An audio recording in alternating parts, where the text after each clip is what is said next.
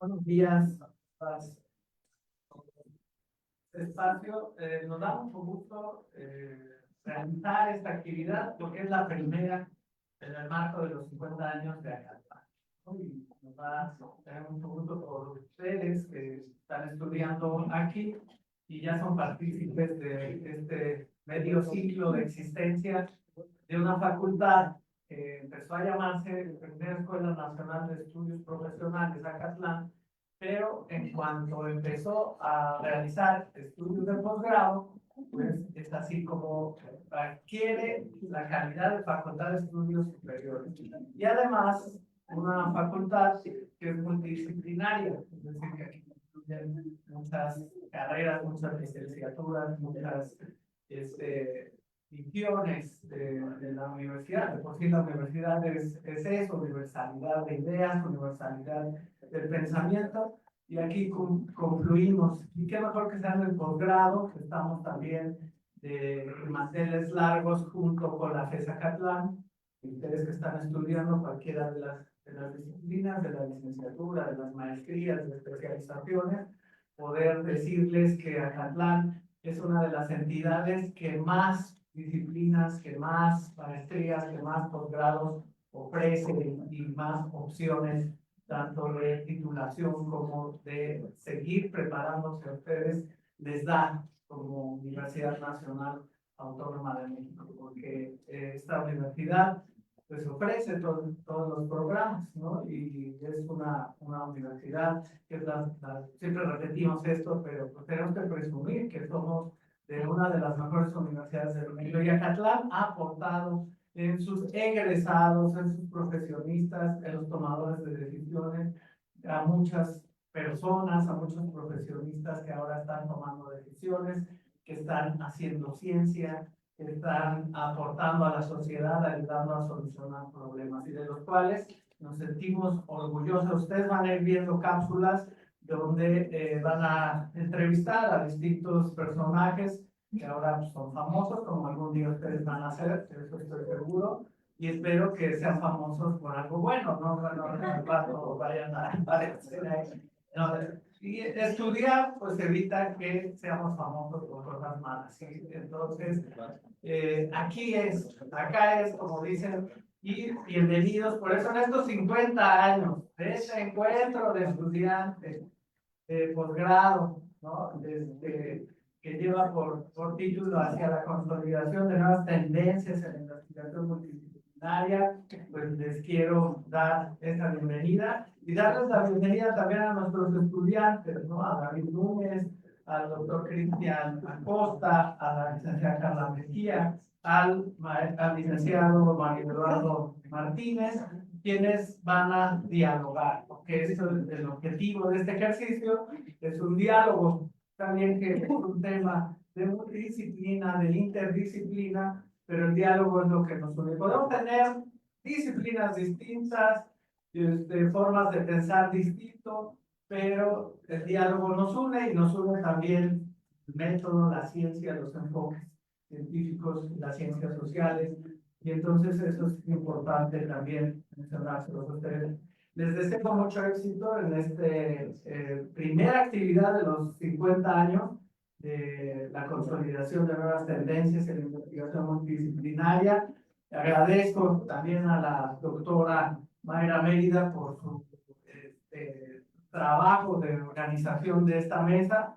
Y ella es la coordinadora de maestrías y doctorados y enmarca este evento en los 50 años. Insisto, tengan ustedes siempre presente que a partir de ya va a haber una serie de actividades celebrando sus 50 años, donde ustedes, junto con la facultad, pues también son festejados, son parte de esta historia Entonces, van a haber actividades culturales, actividades científicas, actividades académicas que no se pueden perder, ¿no? El propio posgrado está organizando distintas actividades que estarán ahí. Y recuerden, también quiero agradecer a la maestra Nora Boris, que ha estado insistiendo en que este tipo de espacios sean difundidos, y nuestra directora de esta facultad, y también pues decirles que Acatlán es grande y que Acatlán tenga grande éxito. Nuestra raza hablará el espíritu. Bienvenido.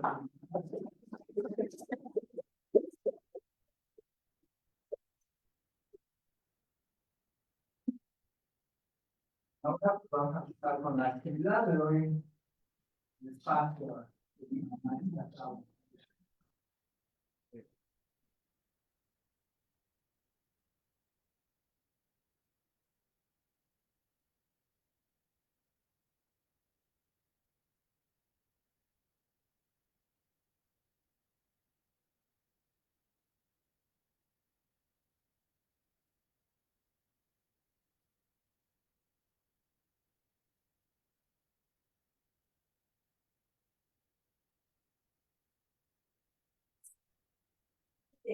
Nuestra directora, Nora del Consuelo, por estudiantes de nuestras autoridades como la Secretaria General Erika Julián Guzmán, de nuestro coordinador de posgrado, el doctor David Morales González, y de nuestras autoridades, damos bienvenida e inauguramos las actividades enmarcadas en los 50 años del aniversario de la FES Acatlán, con la actividad Encuentro de Estudiantes de Posgrado hacia la consolidación de nuevas tendencias de la investigación multidisciplinar.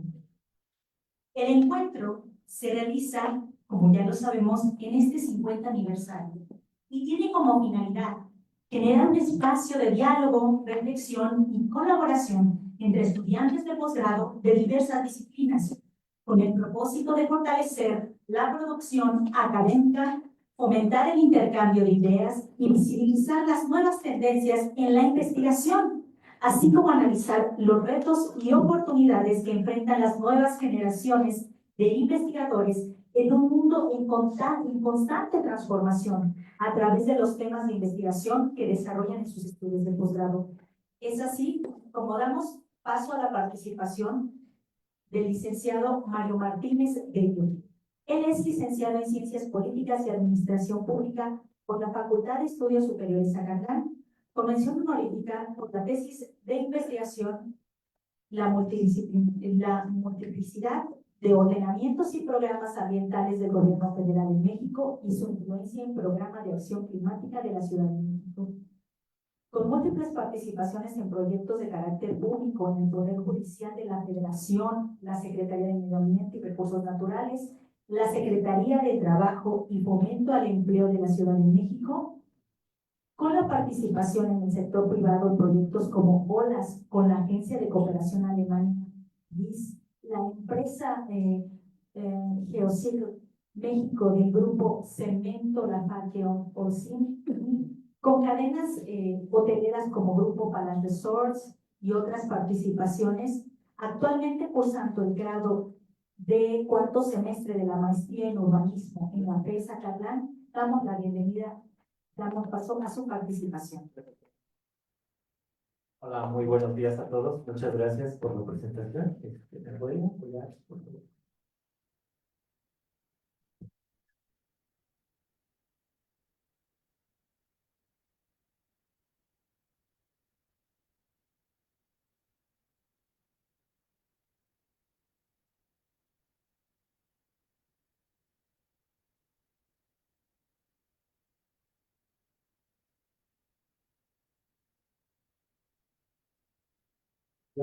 Agradecer a la UNAM por el espacio y la oportunidad que nos presenta justo para dialogar y presentar nuestras investigaciones, pero también para abordar los desafíos que se tienen con relación a la investigación multidisciplinaria.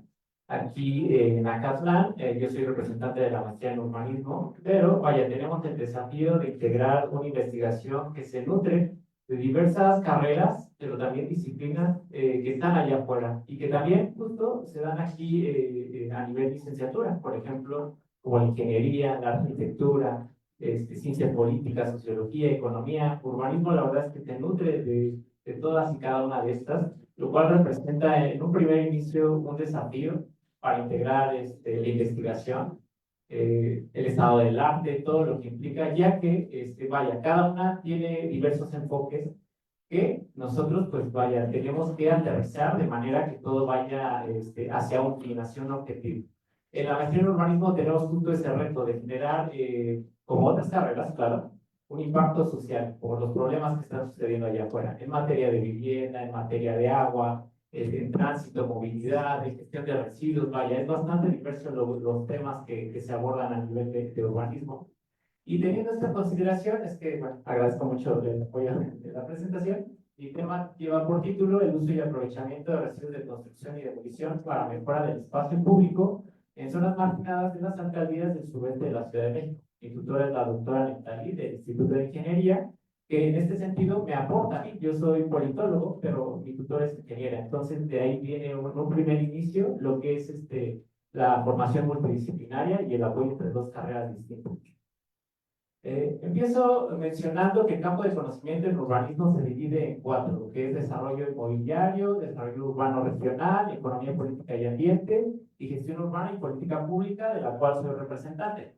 Estos campos de investigación integran a las carreras que mencionaba con anterioridad, pero también, vaya, cada una se complementa de la anterior. Es decir, que nosotros, yo por ejemplo, de gestión urbana y política pública, puedo tener la oportunidad de tomar y cursar materias que sean, por ejemplo, desarrollo urbano regional.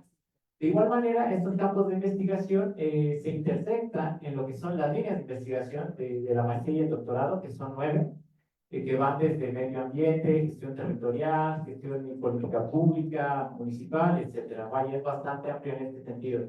Pero también se relacionan con algo que está sucediendo allá afuera en el ámbito internacional, que son los objetivos de desarrollo sostenible. Los trabajos que se desarrollan a nivel de urbanismo e investigación se relacionan en este sentido con cada uno de los objetivos de desarrollo sostenible antes del milenio, pero también con algo muy importante, que son las líneas de investigación que se trabajan desde la Secretaría de Ciencia y Tecnología, antes del CONACYT. Entonces, en este sentido es que vaya, la investigación está muy enfocada para generar un impacto social. En este sentido es que mi tema de investigación pues toma parte de esta problemática que vemos en el urbanismo, más propiamente la gestión de residuos. Un residuo en específico que a mí me interesa mucho, que es el residuo de construcción y demolición, el cual tiene relación con el crecimiento de las localidades urbanas en la Ciudad de México. Dicho crecimiento tiene de igual manera una relación con el crecimiento poblacional, pero también presenta desafíos con relación al marco jurídico. Un marco jurídico que puede verse ineficaz, sobre todo ante una alta generación de este tipo de residuos. El residuo de construcción y demolición, por cierto, se abrevia como RCD, entonces lo estaré mencionando así en la presentación. A nivel global, tenemos una producción de cerca de 4.667 millones de toneladas. Imagínense el impacto de un residuo de este tipo, sobre todo si se combina con otro tipo de residuos y vaya, que tiene como consecuencias impacto a nivel medioambiental, impacto a nivel de urbanismo, impacto a nivel, vaya, de temas de salud por la generación de gases de efecto invernadero como metano, como CO2, es en este sentido bastante considerable. Sobre todo, analizando que a nivel global solamente reciclamos el 22% de este tipo de residuos, el restante 78% pasa a tiraderos a cielo abierto, a sitios clandestinos y a otro tipo de sitios irregulares. De ahí que sea importante generar información en la materia y actualizar la investigación sobre estas temáticas. La zona de estudio que estoy trabajando son 4 alcaldías de la Ciudad de México, del suroeste propiamente, empezando de arriba hacia abajo, son Coajimalpa, Álvaro Obregón, Magdalena Contreras y Tlalpan. Tiene una superficie de 563.7 kilómetros cuadrados, es decir, pues no es poca cosa, es un poco más de la cuarta parte, representan el 38.68% de la superficie total de la entidad. A nivel de población, también presenta un número de consideración, sobre todo porque rebasamos en esta alcaldía la concentración de 1.924.000 personas, es decir, cerca del 20.89, casi la cuarta parte de la población de la Ciudad de México se concentra en este tipo de alcaldías. Alcaldías que debo mencionar han concentrado su población y sus localidades en un crecimiento sobre depresiones geográficas, que son mejor conocidas como barrancas. Estas barrancas cumplen servicios ambientales importantes como son la captación de agua de lluvia, la captación de CO2 y, claro, es el hogar de otras especies naturales que conviven con nosotros en la entidad. Aunado a esto, pues se han visto expuestas, son endebles a diversos desafíos como el crecimiento poblacional. Este crecimiento ha implicado que se tenga un cambio en el uso de suelo sobre áreas naturales, pero también cambio de uso de suelo de zonas industriales como ocurría en Magdalena Contreras, las zonas habitacionales, y claro, también un fenómeno muy importante que son los asentamientos irregulares, los cuales sobre todo la mitad del siglo XX en adelante se fueron legalizando. Dichos asentamientos se legalizaron a través de bienes y servicios como alcantarillado, servicio de agua, luz, entre otros. Y esto representó un desafío porque estas localidades pues no tenían la calidad en cuanto a bienes y servicios que sí tenían las alcaldías más céntricas de la ciudad. Entonces, esto representó en ese sentido un desafío. Y se les definió como ya no a localidades irregulares, sino como zonas marginadas. En este sentido es que las alcaldías generan este tipo de residuos de construcción y demolición. ¿Cuáles son? Se pueden definir de dos tipos, como pétreos y no pétreos. Los pétreos son más del 80%, 87% en total, que va desde hormigón, piedra, arena, gravilla, entre otros, que es lo que comúnmente conocemos como cascajo. Pero también está el otro por ciento que muchas veces no conocemos de manera muy general, pero también está en el sector de la construcción, que va desde el vidrio, el plástico, el papel y el metal. Cada uno de estos, como podrán darse cuenta, es bastante variado.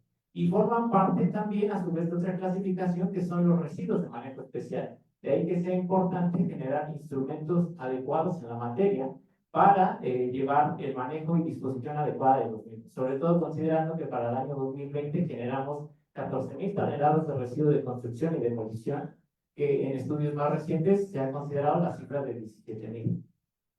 Es por ello que mi investigación pues parte de esta problemática que mencionaba, el crecimiento poblacional y la alta generación de este tipo de residuos. Tengo como planteamiento el problema que hay una alta generación de residuos de construcción y demolición que no ha logrado canalizarse de manera eficaz a través de acciones de aprovechamiento en espacios públicos para zonas marginadas de la Ciudad de México. Es decir, entender al residuo de la construcción y demolición como un recurso que puede ser valorizable, aprovechable, que es lo que se conoce como economía circular. Y de aquí pues justo viene otra interrelación del ámbito multidisciplinario de relacionar lo que es economía circular de la parte de la economía, pero también en relación a la estadística, a la ingeniería.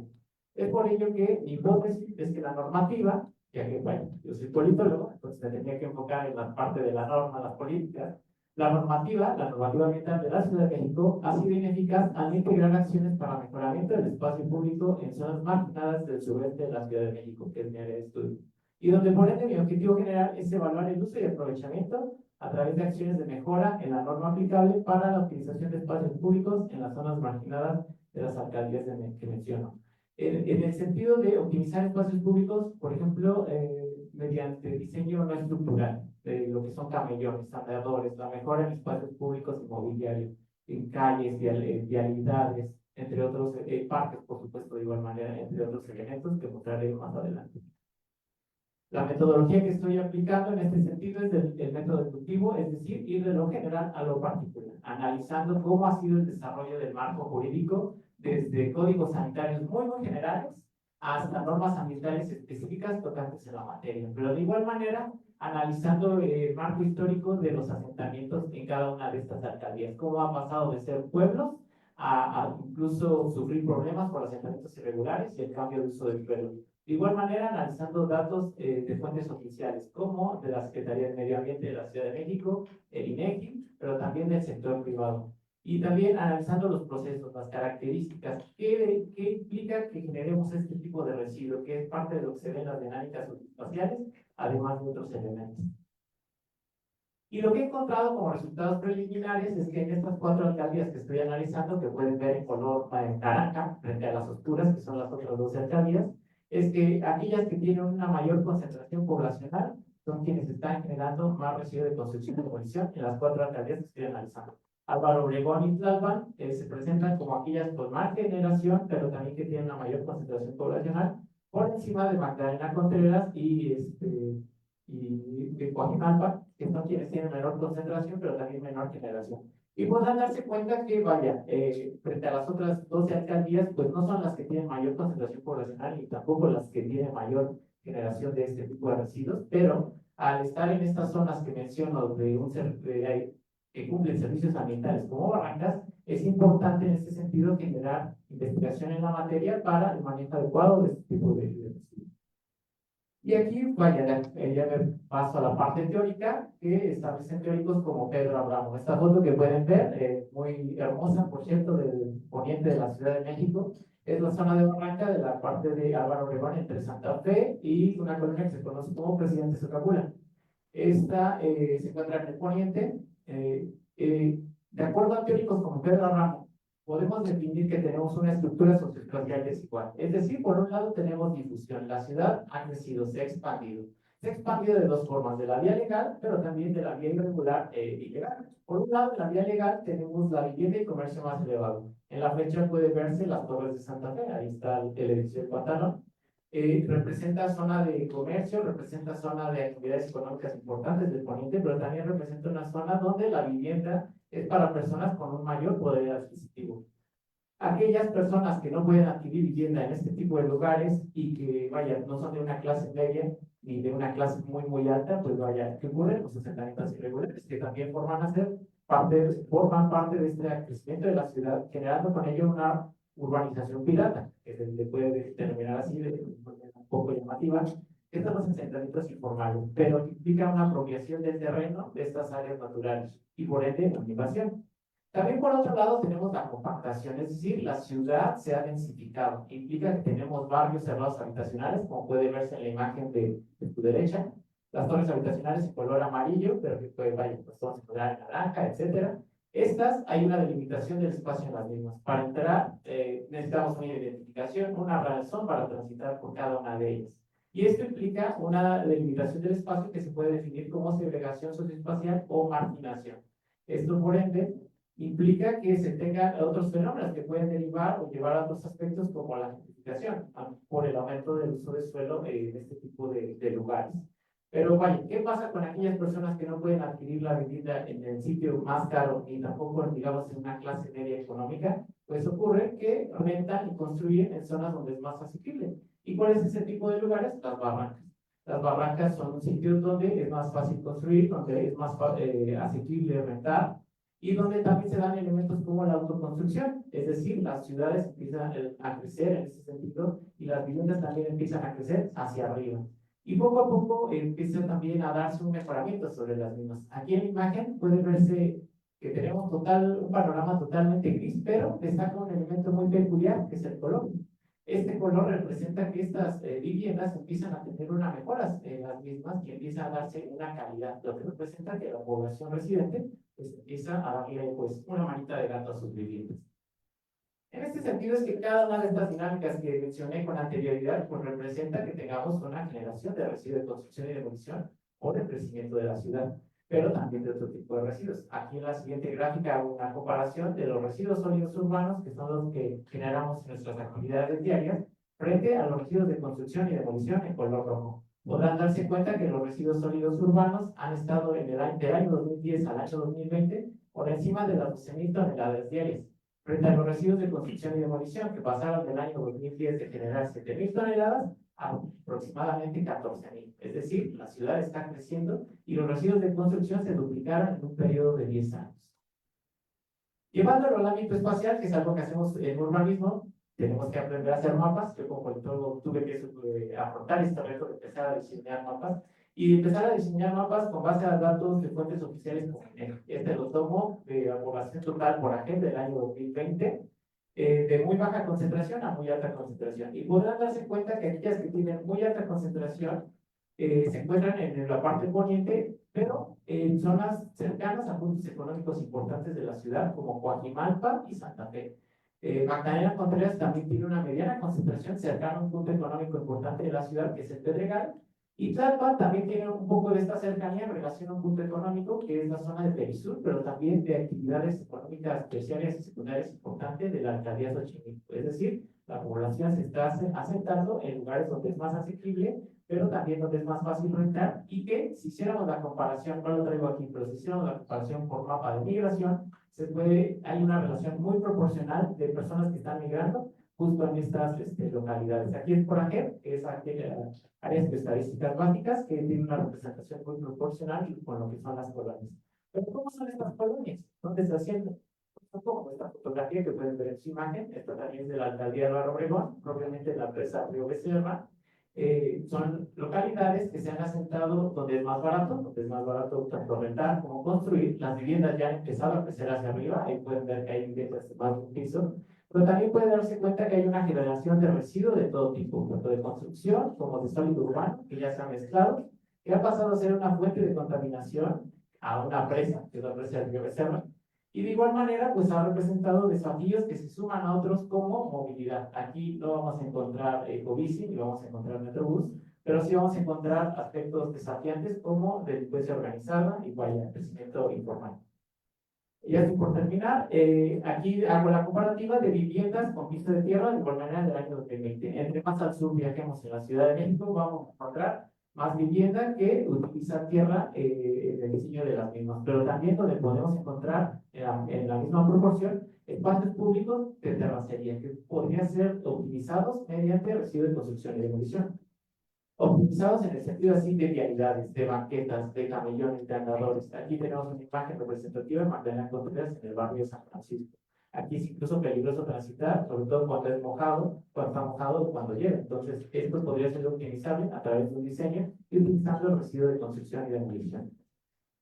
Por ende, mi investigación se realiza sobre entender las dinámicas territoriales, la economía circular, que es el aprovechamiento de residuos de construcción, mediante la utilización del marco jurídico en la materia, que puede generar mejoras en el derecho a la ciudad, en la habitabilidad, pero también en el propio espacio público en el cual la población residente convive.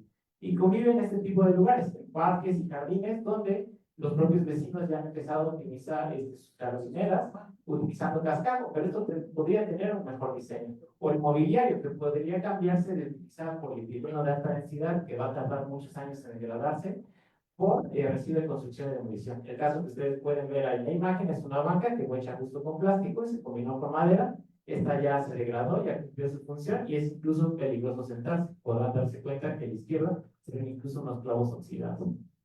Pero también puede representar un área de oportunidad en el diseño de camellones, de andadores, de ciclopistas, diseños no estructurales, pero también en aspectos de construir con ladrillos, losetas, entre otros elementos que pueden utilizar y pueden significar un aporte importante en materia de reducción de contaminación por no utilizar, por no generar explotación de cantera, pero también en relación de costos económicos. Y bueno, con esto ya termino. Mis conclusiones son que vaya, la mayoría del urbanismo pues presenta esta investigación multidisciplinaria desde diversas carreras. Presentamos desafíos desde el estado del arte, la metodología por desarrollar y el tipo de investigación. Pero también, como mitad de investigación, tenemos marcos jurídicos que podemos ver que pueden quedarse lentos ante un desafío que se vive día con día allá afuera. Y sobre todo, donde es muy importante generar desde el sector académico en el que nos encontramos, generar aportes para la mejora de lo que está sucediendo allá afuera y de cada una de las problemáticas, sobre todo considerando los desafíos que tenemos frente al cambio climático y también los aportes que podemos dar en alimentos como el desarrollo sostenible. Sin más, con esto termino, agradeciendo tu tiempo y pues quedo atento a cualquier comentario.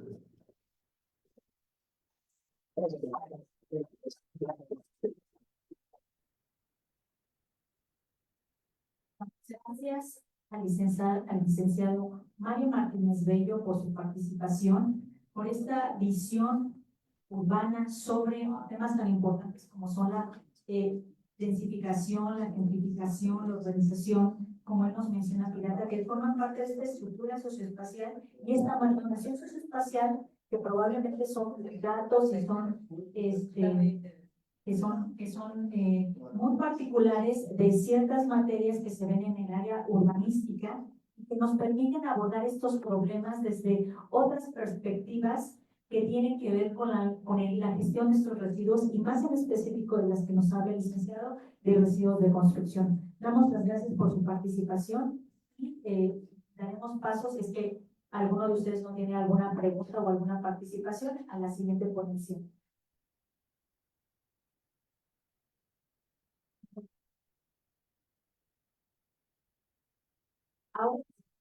Le damos la bienvenida al licenciado José David Núñez Muñiz, licenciado en Ciencias Políticas y Administración Pública por la FES Zacatlán de la Universidad Nacional Autónoma de México.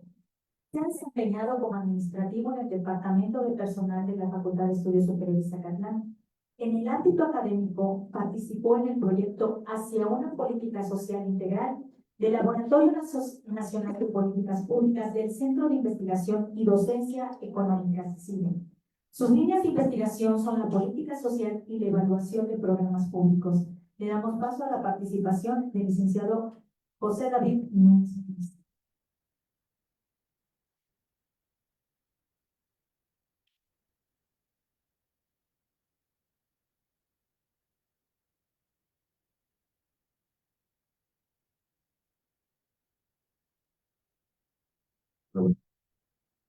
Buenos días.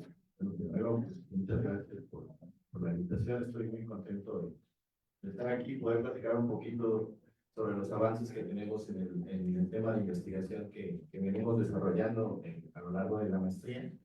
Este proyecto tiene como título la incidencia del programa de asistencia alimentaria a personas de atención prioritaria en la accesibilidad de los alimentos en el estado de Oaxaca en el año 2021. Lo que planteamos en este proyecto de investigación, pues, es principalmente una evaluación de impacto. A lo largo de esta presentación iré platicando un poquito más sobre algunas cuestiones que tienen que ver propiamente con la metodología y los métodos que se utilizan para hacer este tipo de evaluaciones, así como pues algunas limitaciones que tenemos nosotros en el ámbito académico para poder realizar estas investigaciones, debido a que pues requieren una recopilación muy fuerte de información y pues el tratamiento de esto. Para iniciar esta presentación, me gustaría trabajar un poquito en lo que es el concepto de seguridad alimentaria. Actualmente, la Constitución de los Estados Unidos mexicanos reconoce el derecho a la alimentación como un derecho fundamental. En el que pues el Estado tiene que promover los medios para que la población tenga acceso a una alimentación sana, nutritiva y de calidad, ¿no? En este sentido, uno de los conceptos que nos acercan a este ejercicio del derecho a la alimentación es el concepto de seguridad alimentaria, el cual se compone como un concepto multidimensional, el cual tiene que ver con la disponibilidad de alimentos, que la producción sea adecuada, que estén disponibles los alimentos, que sean accesibles tanto física como económicamente. La cuestión de la utilización, que tiene que ver con cuestiones propiamente del estado nutricional de las personas, y la estabilidad en la que no se vea perjudicado el acceso a los alimentos por cuestiones de inestabilidad política o económica. En este sentido, la FAO, la Organización de las Naciones Unidas para la Alimentación, reconoce tanto que en el mundo como en México existe principalmente un problema en la alimentación de acceso. Es decir, existe un volumen suficiente de alimentos para alimentar a la población mundial, pero el problema está en la cuestión del acceso, sobre todo económico, a estos. Y esto tiene que ver pues con la incapacidad de adquirir alimentos para llevar una dieta adecuada, y pues también tiene que ver con cuestiones como la pérdida del valor adquisitivo y pues el aumento de los precios de los alimentos. Bueno, algo también que hay que destacar es que tanto el concepto de seguridad alimentaria como la cuestión de la manera en que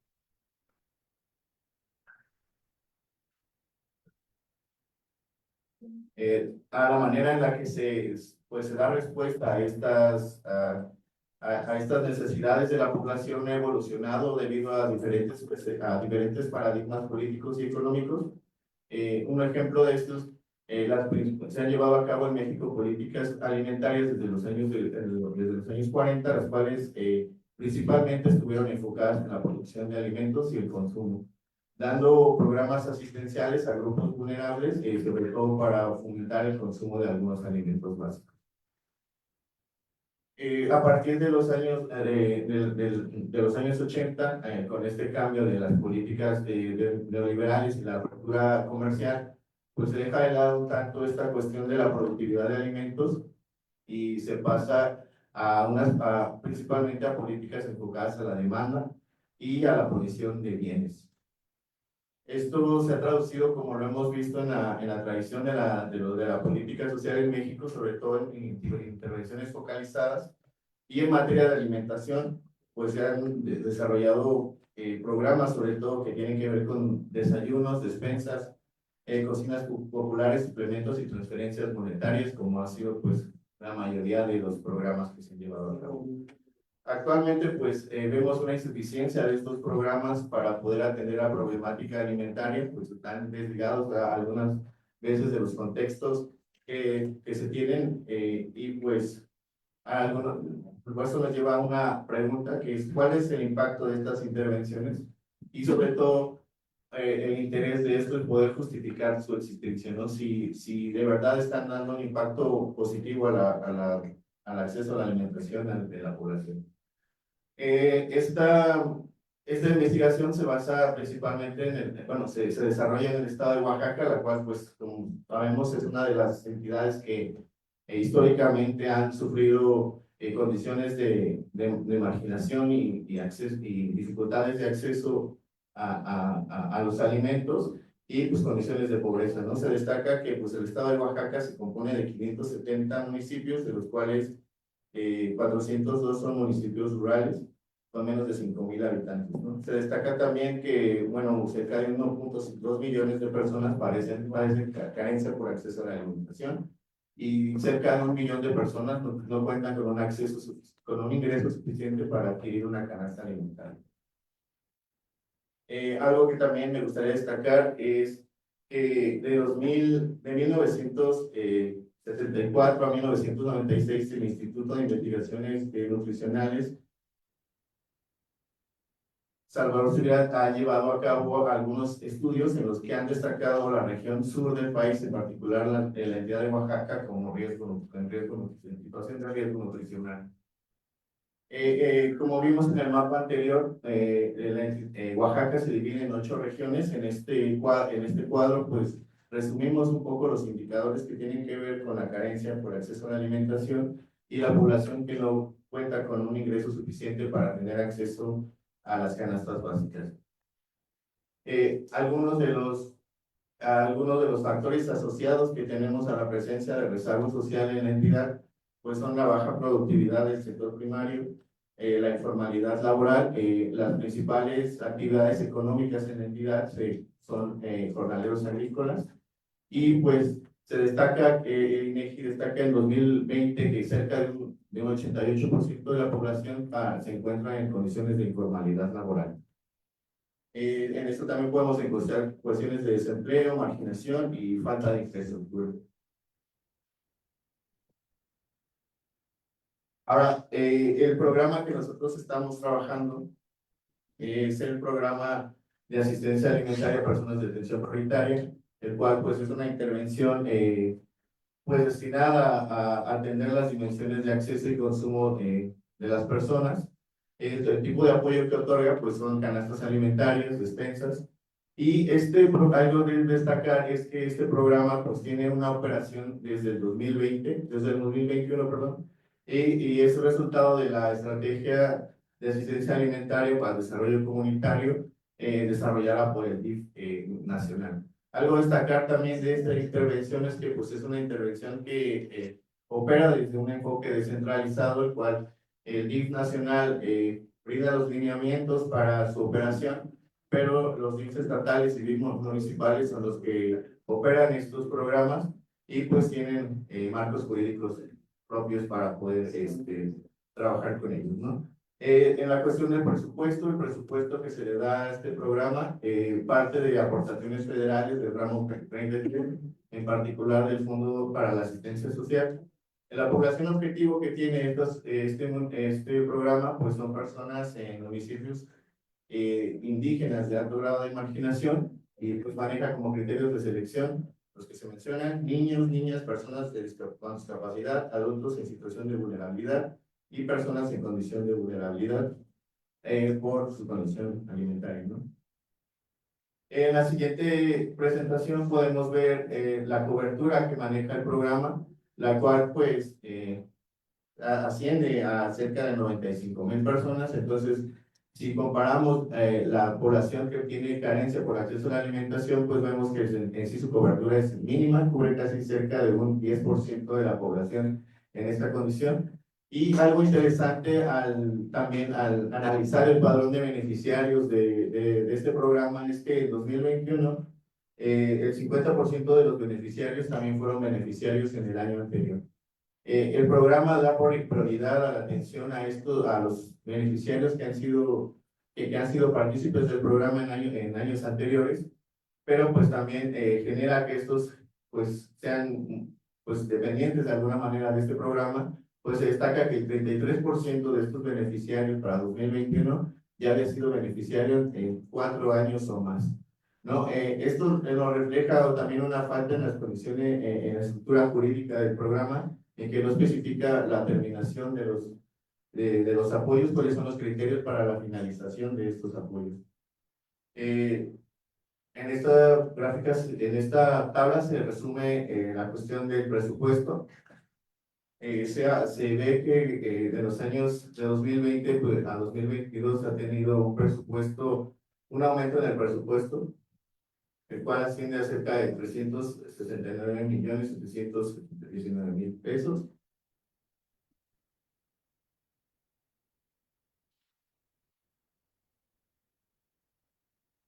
Ahora, lo que me gustaría platicar con ustedes son cuestiones que tienen que ver con la estructura metodológica que estamos utilizando en este trabajo, el cual tiene que ver con la evaluación y en particular con la evaluación de impacto. La evaluación de impacto pues tiene que ver principalmente con la comprobación de las hipótesis causales de los programas y con la medición de los cambios en el bienestar de los individuos. Estas evaluaciones principalmente se llevan por cuestiones de carácter cuantitativo, pero pues actualmente existe una tendencia a también evaluar el impacto de los programas a través de enfoque cualitativo, a través de la percepción de los beneficiarios. En este sentido, las metodologías, en la metodología cuantitativa que se tiene para evaluar el impacto, pues tienen que ver con en términos técnicos, con la cuestión de verificar la cuestión contrafactual. Es decir, ¿qué pasaría si estas intervenciones no se hubieran llevado a cabo y de esta manera poder valorar el impacto que tienen las intervenciones? La evaluación de impacto pues tiene diferentes métodos. Algunos de ellos son metodologías que tienen que ver con diferencias en diferencias, que tienen que ver con mediciones que se hacen en un periodo de tiempo llamados estudios longitudinales. Estos estudios pues, se llevan a cabo en un periodo de tiempo haciendo encuestas a una población objetivo y a una población que no tiene el programa y después de un periodo determinado poder hacer otras entrevistas y de esa manera determinar la manera en la que el programa ha impactado en la población. Estas metodologías se consideran estudios cuasi experimentales debido a que, pues, como tal, en ciencias sociales es muy complicado nosotros poder realizar experimentos, sobre todo en cuestiones de la población, pues estos estudios se basan principalmente en crear estos escenarios contrafactuales de poder decir qué hubiera pasado si no se hubieran llevado estas intervenciones. El método que nosotros ocupamos es el método de matching, el cual se destaca que es de los métodos que se acercan más a las estimaciones de los experimentos, debido a que se trata de emparejar a hogares y a poblaciones que tienen el programa y otras que no lo tienen. De esta manera se crea un escenario contrafactual que es similar a la realización de un experimento, ¿no? Entonces, en primer lugar, nosotros en esta metodología partimos de la identificación del grupo de control, de las personas que tienen y no tienen el programa. El emparejamiento, esto es muy importante porque se lleva a cabo a través de variables que tienen que ver con la caracterización y la pertenencia al programa, y finalmente la estimación del impacto, ¿no? En este caso, nosotros utilizamos la encuesta nacional de salud para el año 2021. Algo importante destacar es que se realizó solo en cuestiones rurales, debido a que, pues, para hacer una comparación efectiva de los impactos del programa, pues se tomaron en comparación, pues, lugares que tuvieran pues, similitudes, ¿no? En cuestiones de, pues, de localización y sobre todo también de condiciones de marginación, como podemos ver en las variables que ocupamos, ¿no? La estimación para comparar estos hogares se realiza a través de un método denominado Propensity Score Matching, el cual pues tiene que ver con esta probabilidad de pertenecer al programa. Y pues en este caso vemos que las variables que tienen que ver con la participación del programa son variables que tienen que ver con grupos etarios principalmente, y pues la probabilidad de pertenecer al programa en la muestra que nosotros ocupamos es del 10%. Al realizar esta estimación del impacto se realiza a través de la valoración del efecto promedio de los tratados, es decir, la comparación entre la medición promedio entre las personas que tienen el programa y las que no lo tienen.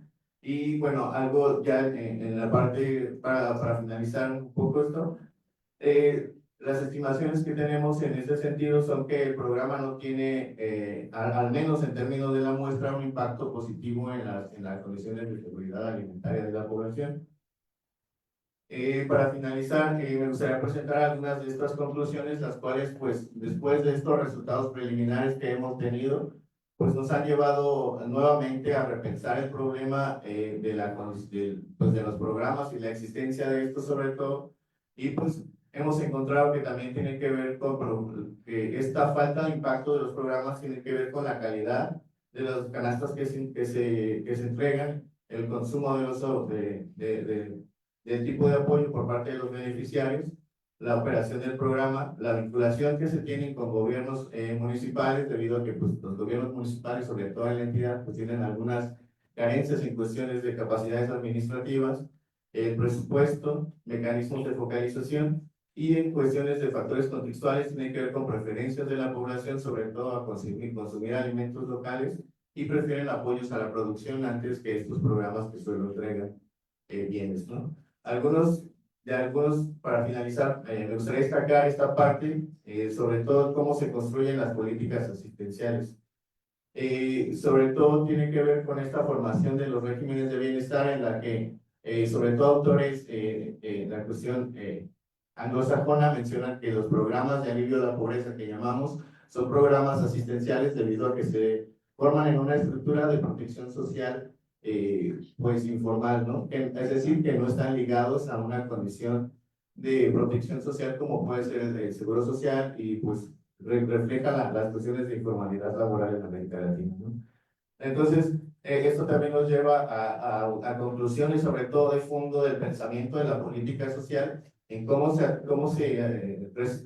pretende resolver los problemas públicos en cuestiones de pobreza, su escala de provisión, esta cuestión de tener principalmente, pues, entregar bienes en lugar de servicios, ya sea bienes en especie o bienes en transferencias, y pues esto se refleja en las cuestiones de sobreexplotados. Y bueno, esto hasta el momento son la estructura metodológica que hemos llevado a cabo y algunos de los resultados preliminares y conclusiones preliminares que tenemos en el trabajo de investigación. Muchas gracias.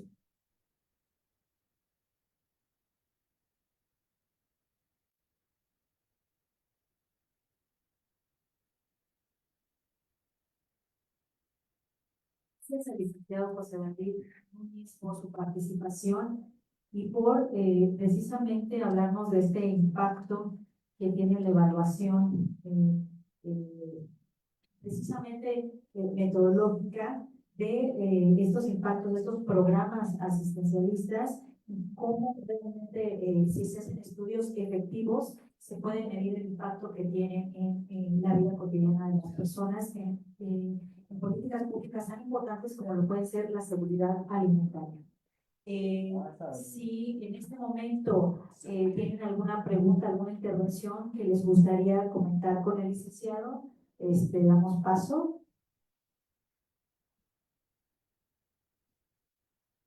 Si existe alguna intervención, daríamos paso a nuestro siguiente ponente. Nuestra siguiente ponente es la licenciada Carla Mejía García.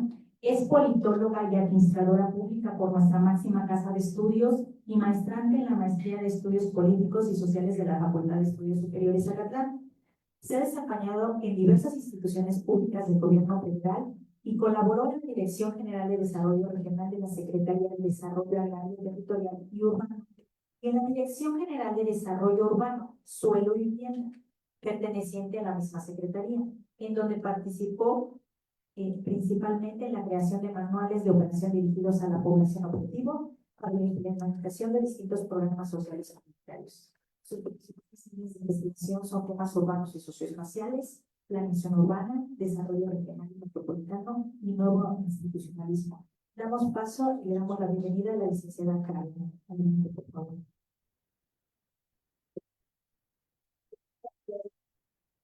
Bueno, pues gracias primero que nada por la invitación a la doctora Mayra, por haber organizado esta mesa. ¿Sí me escuchan bien? Y gracias también a los compañeros que nos acompañan. Son de ciencias políticas. Bueno, ¿qué semestre van? Bueno, pues ya están teniendo más o menos la idea, la formación de pues cómo funciona toda la parte del aparato social, el aparato político.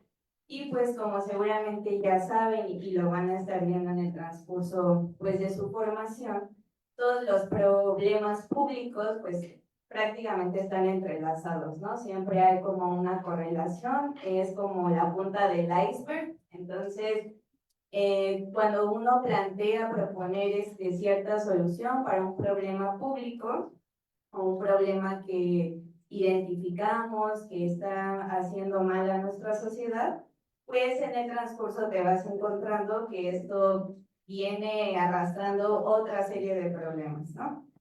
Pero pues dentro de la investigación, a veces plantear soluciones a todos los problemas, pues es algo casi imposible. Entonces, pues no nos queda más que comenzar a delimitar ciertas áreas o ciertos paradigmas de los problemas para poder conformar una solución. En este sentido, pues creo que primero quiero empezar con comentar que la parte de estudiar un posgrado, creo que muchas veces está como, cuando estamos en la licenciatura desconocemos mucho esta parte, que realmente se hace en un posgrado, para qué nos va a servir tener un posgrado, en este sentido después sería su maestría. Entonces, muchas veces nos sirve primero que nada para profesionalizarnos, es decir, para continuar con nuestra labor, ya sea como servidores públicos o no sé cuál sea su plan de vida, pero pues sirve como esta parte de profesionalización. Y segunda, y que es la más constante, pues es formarnos como académicos, ¿no? Como investigadores, dando estas soluciones a partir de la ciencia, a partir de la generación de soluciones o de alternativas a los problemas públicos. ¿Por qué digo problemas públicos? Porque es como lo que estudiamos aquí en las ciencias sociales y sobre todo desde ciencia política, que obviamente no es el único arista que vemos desde la ciencia política, pero bueno, creo que una de las gratitudes o de las benevolencias de nuestra carrera es que nos permite tener una perspectiva muy amplia. Es decir, podemos realmente ver ciertos problemas no solamente desde una perspectiva muy institucional o desde la política pública, sino que realmente nos permite pues tener un bagaje más amplio sobre cómo abordar un problema. En este sentido, pues también quiero decir que, como se dieron cuenta, esta mesa está muy multidisciplinaria, hay de muchas carreras, muchas orientaciones, Y mi tema está un poco relacionado con el del licenciado Mario, en cuestión de que va un poco en la planeación urbana y también está, no relacionado, pero sí toma en cuenta, por ejemplo, como el del licenciado David, la parte de los métodos mixtos, ¿no? Que eso también es importante y que creo que ahora ya en su plan de estudios viene muy fuerte esa parte de la metodología. O sea, ustedes en el transcurso de su carrera van a estar viendo varias materias sobre la metodología y pues porque es importante realmente conocer estas metodologías porque nos permite crear conocimiento en las nuevas tendencias que se están pues desarrollando hoy en día. No podemos realmente seguir haciendo teorías o seguir exponiendo los mismos problemas de hace 50 años, cuando nuestro contexto actual es totalmente distinto. Entonces, a partir de esta metodología podemos desarrollar pues nuevos aportaciones al conocimiento científico para solucionar estos problemas actuales, ¿no? Mi tema es, no me voy a ir como tan explícita en la investigación, sino más bien les voy a contar como de manera muy rápida y a lo mejor un poquito superflua sobre qué trata esta investigación. Pues esta investigación, como les comentaba al principio, pues nace así como la curiosidad de saber cuál es la punta del iceberg, ¿no? Y obviamente no he llegado ni, yo creo que ni a la mitad del iceberg, porque pues son temas muy amplios, muy complejos y también muy limitados, que es uno de otros retos que nos enfrentamos los investigadores, ¿no? Las limitaciones que a veces tienen nuestras propias investigaciones. La investigación que estoy desarrollando es a través de, bueno, se llama Zona Esmeralda, ese es mi caso de estudio. No sé si alguien vive en Atizapán de Zaragoza. ¿Pueden alzar la mano, por favor? Bueno, y ubican la zona Esmeralda. Sí. Bueno, No sé cómo. ya más o menos sobre los que viven por esta parte del norte, saben más o menos qué o cómo se identifica esta zona, ¿no? Mi tema, ese es un caso de estudio, en realidad es sobre esa zona, pero les voy a contar, me voy a regresar un poco al origen de cómo surge el problema.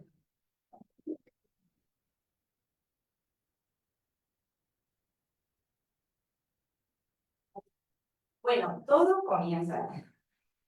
Había una vez una zona metropolitana que se estaba desarrollando muy aceleradamente. Y esta zona metropolitana es la más importante de nuestro país, la cual alguien sabe cómo se llama, sin ver. La zona metropolitana más importante de nuestro país. Valle de México, pero estoy segura que lo vieron. Bueno, esta es la zona más importante, la zona metropolitana, ¿no? Incluye la Ciudad de México, parte del Estado de México y parte del Estado de Hidalgo. El problema o el origen de este problema comienza con esta aceleración del crecimiento de esta zona metropolitana y que obviamente tiene cero planificación urbana. O sea, desde ahí comenzamos a ver los problemas que hay. ¿Qué va a determinar esta poca planeación urbana? Pues que realmente no haya un desarrollo adecuado en toda la sociedad que se va a sentar en esta zona.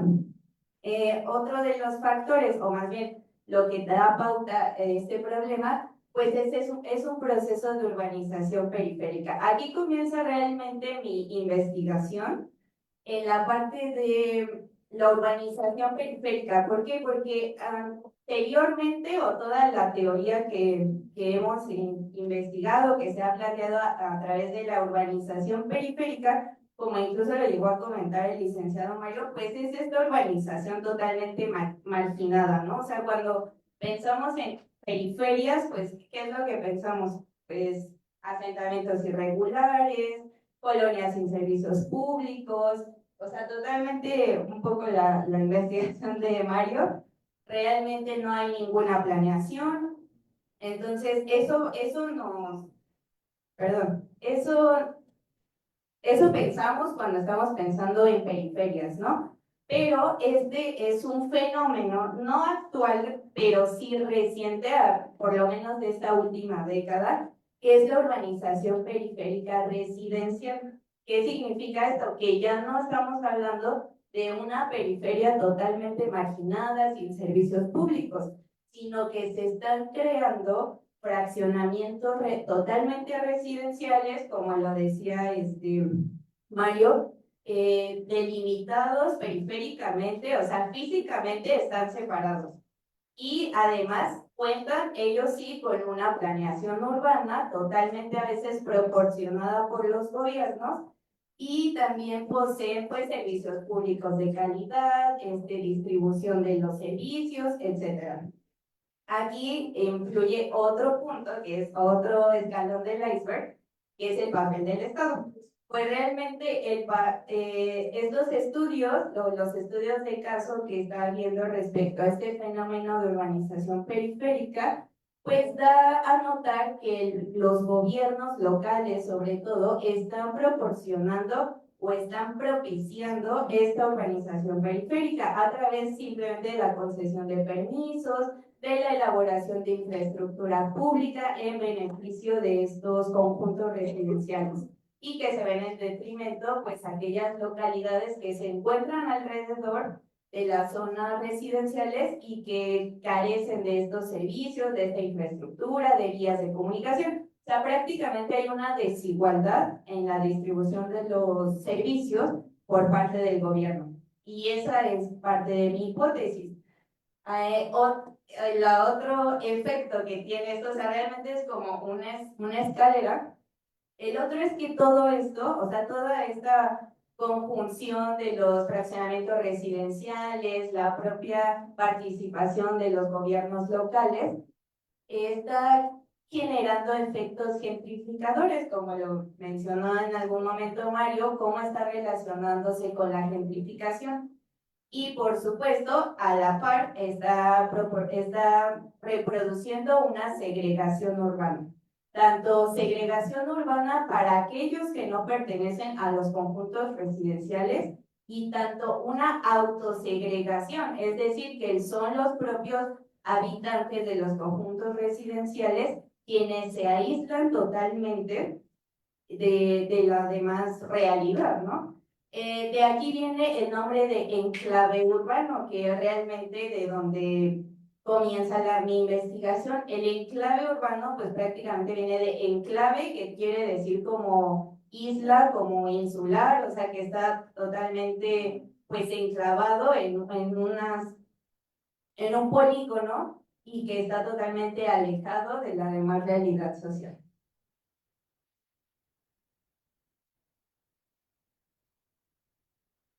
Bueno, pues esta urbanización periférica residencial, como les estaba comentando, pues está reforzando esta segregación socioespacial, ¿no? O sea, realmente, por un lado, encontramos estos conjuntos que poseen todos los servicios de primera calidad, vigilancia a las 24 horas, seguridad, acceso limitado, no carecen de agua potable y el cual es uno de los ejes principales de esta investigación. La investigación se torna a ver qué tanto hay en la desigualdad y aquí es donde me ocupo la metodología mixta, ya que no solamente hago un análisis cualitativo de estos fenómenos, sino que a través de datos proporcionados por INEGI, por distintas por Coret incluso y por distintas dependencias, pues nos damos cuenta de que hay una preferencia, ¿no? Para estos conjuntos residenciales que para aquellas colonias aledañas. En este caso, por ejemplo, los compañeros que viven en la zona, digo, no que, bueno, no sé si viven en zonas altas, pero sí que privilegiados. Pero que conocen más o menos el área, pues saben que alrededor pues existen otras colonias populares y que atrás de la zona de Esmeralda ya se encuentra el municipio de Nicolás Romero. Lo vamos a ver aquí. Bueno, aquí está, toda esta parte de aquí es la zona de Esmeralda, ¿no? Que incluye varios conjuntos residenciales. Ya de este lado está Nicolás Romero y todas estas zonas de acá son las colonias populares, ¿no? Que se encuentran. ¿Cómo comienza pues parte del problema? Que en la distribución de servicios públicos. O sea, esto es realmente lo que pues nos ocupa, ¿no? Porque supuestamente el gobierno, como gobierno, sobre todo el gobierno municipal, como aquel eje de distribuidor de los servicios públicos, pues tiene la responsabilidad de distribuir equitativamente a todos. Sin embargo, no es así, especialmente desde el año pasado y seguramente este año también ya nos estamos enfrentando a una de las más grandes crisis hídricas, sobre todo en la zona metropolitana del Valle de México. Y hablando aquí especialmente en Atizapán de Zaragoza, pues es uno de los municipios que se ve afectado con la carencia del agua potable. ¿Cuál es aquí la disyuntiva? Pues que en esta enclave urbano residencial, como lo es la zona Esmeralda, pues mágicamente nunca ha faltado el agua, nunca ha faltado el agua potable. Entonces, como investigadores, pues tenemos también la responsabilidad y el deber desde un método científico demostrar por qué este fenómeno está teniendo repercusiones negativas más allá de significar, por ejemplo, un desarrollo al municipio, sino que por el contrario está perjudicando a las colonias aledañas o a las poblaciones oriundas. De ahí que tiene sus efectos gentrificadores. Sin embargo, y con esto voy a concluir para no irme tan lejos, lo que está pasando en la zona Esmeralda no es propiamente gentrificación, dado que estos habitantes no llegaron a las poblaciones oriundas a cambiar el entorno ni arquitectónico ni urbanístico, sino que ellos propiamente generaron otro proceso, sí a través de la gentrificación, pero más de una gentrificación rural, es decir, se apropiaron de todos estos ejidos, terrenos que eran ejidales, se apropiaron, legalmente constituyeron los fraccionamientos residenciales y comenzó el proceso de autosegregación, de autoexclusión. Y obviamente como son personas con poder adquisitivo que tienen los medios para incluso poder pagar su seguridad privada y todo este tipo de servicios, pues comenzaron responsabilizando, más bien exigiendo al gobierno municipal pues otro tipo de servicios. La hipótesis de esta investigación es que el gobierno está también propiciando estos efectos gentrificadores o esta desigualdad, esta autosegregación está viniendo por parte de las políticas gubernamentales, y la explicación es que este sector pues representa un mayor ingreso a las arcas del gobierno local. O sea, es decir,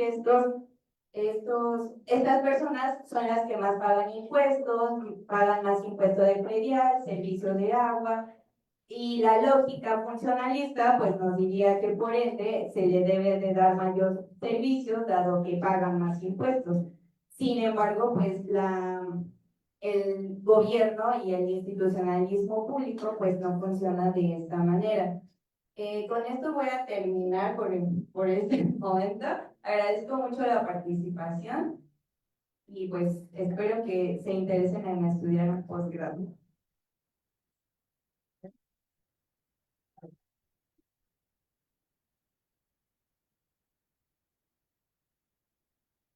Gracias a la licenciada Carla Mejía por comentarnos estos problemas y evidenciar estas situaciones anómalas que afectan a las poblaciones aledañas por estos procesos tan interesantes como es la formación de estos enclaves urbanos de autosegregación, pero una autosegregación dirigida, no es referenciada con respecto a la falta de planeación urbana, sino que debido a esta falta de planeación urbana se generan estos procesos al revés, ¿no? En los cuales los propios vecinos tratan de segregarse porque no quieren el acceso de las zonas aledañas, de los vecinos de las zonas aledañas, por la falta o la diferencia que consideran social, ¿no? ¿Alguno de ustedes gustaría hacer alguna participación, alguna pregunta a la licenciada? Muy bien, si no, para dar por cerrada su participación y agradecerle por estos temas tan interesantes y desde esta óptica y estos estudios. Muchísimas gracias, licenciada.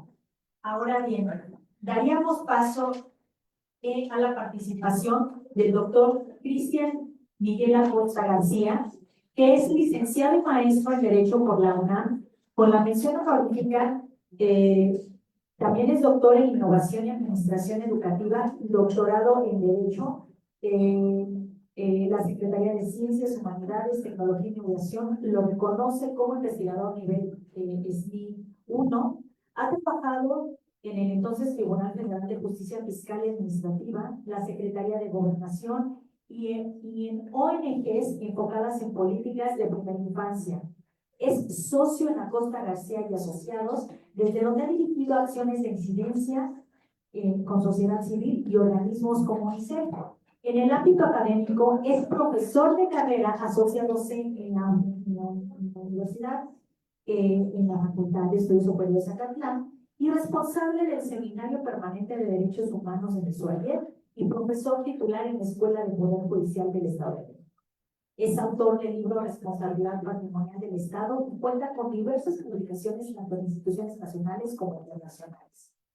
Entre sus distinciones destacan el Premio Nacional de Estudios sobre Justicia Fiscal y Administrativa del entonces Tribunal Federal de Justicia Fiscal y Administrativa, la Cátedra Especial José Vasconcelos 2023-2025, el Premio RIA de Innovación Educativa otorgada por las universidades públicas y privadas del país, la presea Gustavo Vaz Prada por proyectos de servicio social, la beca Santander en Harvard Business Innovation Teaching, así como la titularidad de diversos proyectos afines. Damos la bienvenida y agradecemos la participación del doctor Cristian. Muchas gracias, doctor. Muchas gracias.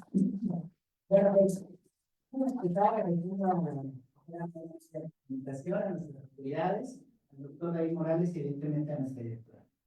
Vamos con esta última etapa de temas multidisciplinarios con 5 temas muy rápidos. ¿Por qué el tema, elementos estructurales, los retos que identificamos y que queremos que ustedes nos ayuden a hablarlo? Tengo entendido que la mayoría somos de Ciencias Políticas y Administración. Algo similar hicimos la semana pasada con gente de Relaciones Internacionales, comunicación y también con doctoras, con personas de medicina para ver cómo funcionaba este tema. Y aquí quiero plantearles una pregunta, pensando en voz alta, pensando en temas de violencia sexual. Cuando hablamos de una niña y un adolescente víctima de violencia sexual, pues por la general pensamos que papá, mamá tienen que estar ahí al lado, o si los papás son los que generan la afectación, ver qué hacemos. Si nosotros hemos sido víctimas de un asalto, de un robo, alguna otra circunstancia, pues evidentemente que nos sentimos hasta cierto punto perseguidos.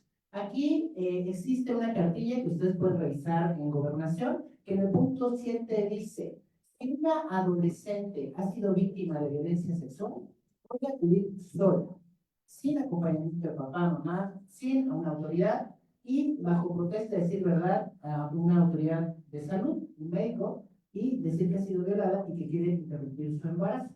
El médico no tiene la obligación de acreditar el hecho, el médico simplemente practica el aborto y la niña se va, ¿no? Entonces, esto lo dice una cartilla que está publicada, la pueden encontrar en el primer QR, cartilla de derechos de víctimas de violencia sexual, y ahí nos entró una duda.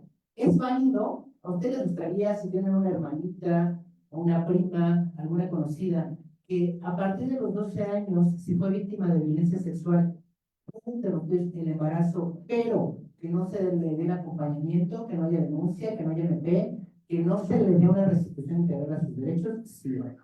Esto lo dice una norma oficial mexicana y de ahí surgió nuestra duda. Nosotros empezamos a analizar el tema de los niños y pensamos en una teoría, en un método de enfoque como la interseccionalidad, para ver cómo podemos transformar la protección jurídica de niños, niñas y adolescentes. Nuestra tesis doctoral ya está, la próxima semana hacemos la candidatura, con 4 capítulos específicos que dan un acercamiento teórico a cómo funciona la interseccionalidad, los derechos de la niñez, los derechos de niñas, mujeres y víctimas, y estándares interseccionales de atención como una propuesta específica. Aquí lo que nosotros identificamos cuando hablamos de interseccionalidad, seguramente lo han escuchado como politólogos, son las características de una persona. Podemos ser mujeres, afrodescendientes, discapacitadas, indígenas, hombres con condición económica precaria y otros elementos que llevan a un estudio interseccional. La principal autora es Kimberly Crenshaw, surge dentro del feminismo, pero la interseccionalidad ha avanzado tanto y se utiliza por tantas disciplinas que se le considera un concepto viajero. ¿Qué quiere decir esto? En medicina, en psicología, en psiquiatría, en sociología, en ciencia política, en derecho, el concepto es muy utilizado, porque parece muy sencillo, pero a la vez genera una complejidad bastante amplia. Y bajo esos parámetros se puede decir, oye, ¿qué es lo que se intersecta? ¿Qué categorías son las que podemos intersectar? Ah, soy comunidad LGBT, pero también soy un niño. Soy una persona con discapacidad, pero soy una mujer que fue víctima de violencia sexual. En la semana antepasada, la Corte Interamericana conoció un asunto de una mujer indígena de 63 años violada por militares. Y ahí se está hablando de interseccionalidad. Entonces, aquí entramos en la discusión de qué es una herramienta, teoría, enfoque o discurso, qué es lo que se intersecta y cómo podemos dar un enfoque práctico. Más allá de la teoría, más allá de los elementos específicos, nosotros encontramos que cuando hablamos de una adolescente víctima de violencia sexual, lo que hace la norma oficial mexicana es considerarle los derechos que le corresponden como mujer y como víctima. Pero dejan de lado, se deja de ver los derechos que como niña o adolescente le corresponden. Es una mirada monocategórica que invisibiliza y superpone una categoría sobre otra.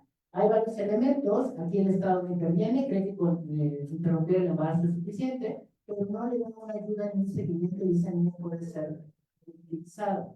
Aquí viene parte del reto. Nos ha tocado sentarnos en la mesa con gente de Secretaría de Salud de los estados, con psicólogos, con médicos, y al final la atención que requiere es multidisciplinaria. Viene una norma jurídica, pero necesitamos al médico, al psicólogo, al trabajador social, a los abogados en sus distintas ramas, a la ciencia política y administración, a docentes, servidores públicos, también áreas de comunicación y muchas ONGs que intervienen. Al final se necesita un enfoque transversal dentro del ciclo de implementación de la política pública para poder generar estos algoritmos.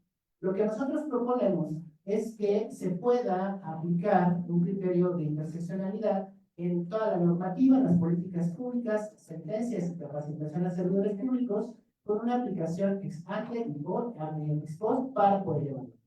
¿Qué hemos hecho? Más allá de la teoría, más allá de escribir 1000 libros de interseccionalidad, de feminismo, de mujeres afrodescendientes, niños indígenas, pues nos gusta mucho llevarlo a la práctica.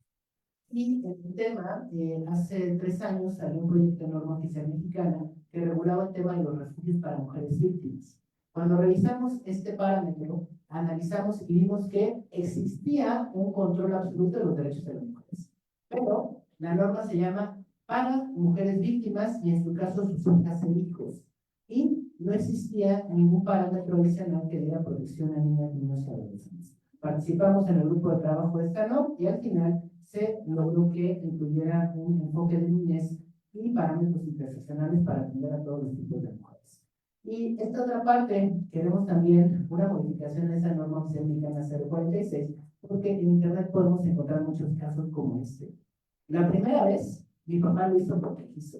Una mujer de 25 años que fue violada desde los 14, desde los 13 años, por el papá, y donde ni mamá, ni la familia, ni nadie hacía nada. Y el padre simplemente le apostaban las cartas, o se emborrachaba y como perdía, pues el premio era la hija. La señora, ya de 24 o 25 años, llegó por una infección en el estómago y descubrieron todos estos elementos. Si no hacemos la modificación normativa que otorgue una protección interseccional a niñas, niñas y adolescentes víctimas de violencia, pues seguimos aplicando este tipo de casos específicos. Queremos posicionar una metodología de interseccionalidad en temas de niñez y poder tenerlo ahí presente. Las conclusiones muy básicas. La interseccionalidad permite este diálogo multidisciplinario para generar política pública constante y ex post para resolver casos concretos. Necesitamos tener un impacto social y transferencia de conocimiento con nuestras investigaciones y al final, pues, reflexionar y identificar las distintas posturas y vertientes ideológicas. Cuando hablamos del tema como un punto de vista, podemos hablar de educación porque se habla de derechos adquiridos, pero cuando ya nos sentamos con bases y fundamentos, se advierte que al final tenemos que armonizar derechos antes de pensar en el posicionamiento de uno solo de ellos. Por nuestra parte es todo, les agradecemos su tiempo y quedamos a sus órdenes.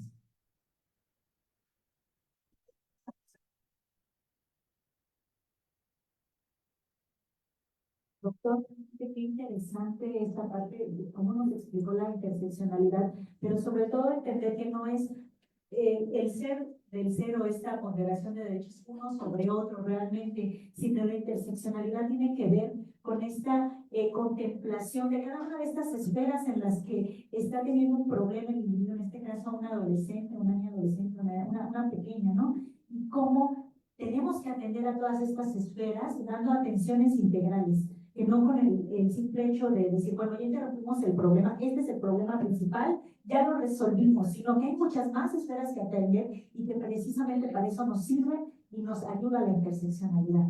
Muchísimas gracias. No sé si alguien gustaría tener una participación, alguna pregunta para el doctor. Muy bien, doctor, pues daríamos gracias por su participación y en este momento daríamos paso a la entrega de reconocimientos a cada uno de nuestros ponentes por haber participado en esta primera actividad en el marco de los 50 años del aniversario de la Facultad de Estudios Superiores Acatlán. En primer lugar, entregaríamos el reconocimiento al licenciado José David Núñez Muñiz. Muchas gracias.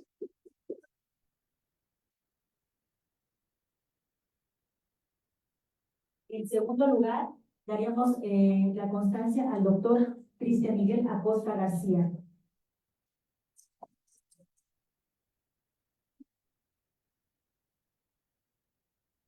En tercer lugar, a la licenciada Carla Mejía García.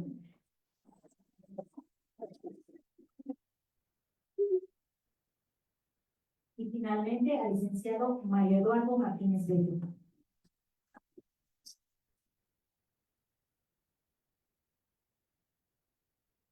Es por tanto que a la una, por un minuto, damos por terminado y clausurado este evento en el marco del 50 aniversario de la Facultad de Estudios Superiores Acatlán. Muchísimas gracias a todos.